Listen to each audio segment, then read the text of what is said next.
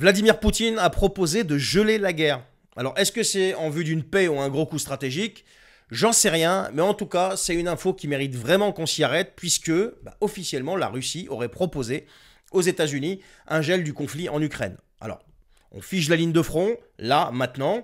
Concrètement, ça veut dire quoi? Que les Russes garderaient les positions qu'ils occupent aujourd'hui et que l'offensive s'arrête là. Il n'y aura pas d'avancée, il n'y aura pas de recul. Stop, on gèle tout. Et ce qui change là, c'est que Poutine serait prêt à lâcher du terrain diplomatique, alors pas militairement, mais diplomatiquement. Il serait prêt à renoncer à sa volonté d'annexer totalement tout le Donbass. Donc on parle de Donetsk, on parle de Lugansk, on parle de Kherson, on parle de Zaporizhzhia. Alors qu'une partie de ces territoires est quand même toujours sous contrôle russe, et pas qu'une petite partie. Alors c'est pas un cadeau, il pose ses conditions, et il y en a deux qui sont très claires.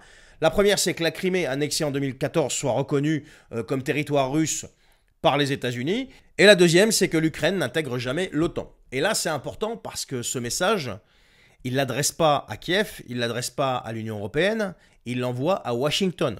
En gros, il parle directement au chef et pas aux sous-traitants. Je suis désolé, mais en attendant, l'Ukraine et l'Union européenne servent de figurantes malheureusement, et les vrais négociateurs, c'est les Américains. Et ce qui rend la séquence encore plus sérieuse, c'est que pendant que tout ça se joue, des négociations ont lieu actuellement à Londres. Américains, Européens, Ukrainiens sont autour de la table. Et Steve Witkoff, l'émissaire spécial qui est déjà allé voir Vladimir Poutine, retourne à Moscou cette semaine. Et donc, ça bouge et ça a l'air quand même de s'accélérer. Mais est-ce que c'est la paix? J'en suis pas si sûr. C'est peut-être juste un gel tactique, une pause intelligente, parce qu'on sait que la guerre, ça coûte, aussi bien militairement que humainement, économiquement, politiquement, etc. Et là, Poutine tente peut-être une espèce de repositionnement. Donc, en gros, j'ai pris ce que je pouvais. Maintenant, on fixe ça sur une carte, on se pose et on discute. Et en face, tu as les Occidentaux qui ne sont pas tous alignés. Et ça, ça sert les intérêts de Vladimir Poutine. Parce que certains veulent continuer.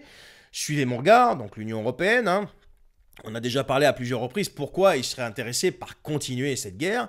Et d'autres veulent sortir de ce bourbier qui coûte très cher économiquement, humainement, etc. Et au milieu, tu as l'Ukraine qui se bat, mais qui fatigue et qui perd énormément d'hommes et qui a de plus en plus de mal à recruter.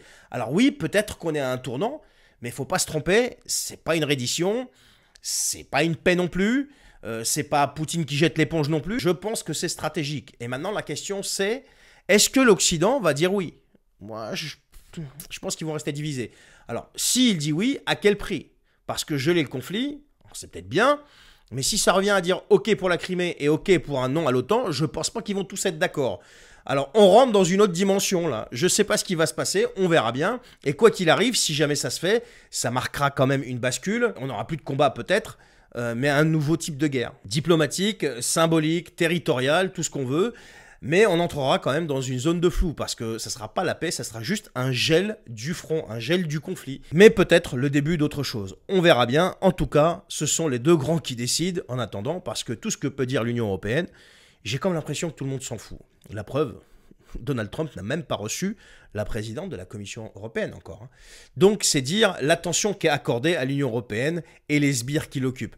Allez, je vous souhaite une bonne journée. Prenez soin de vous les amis, partagez cette vidéo et à la prochaine.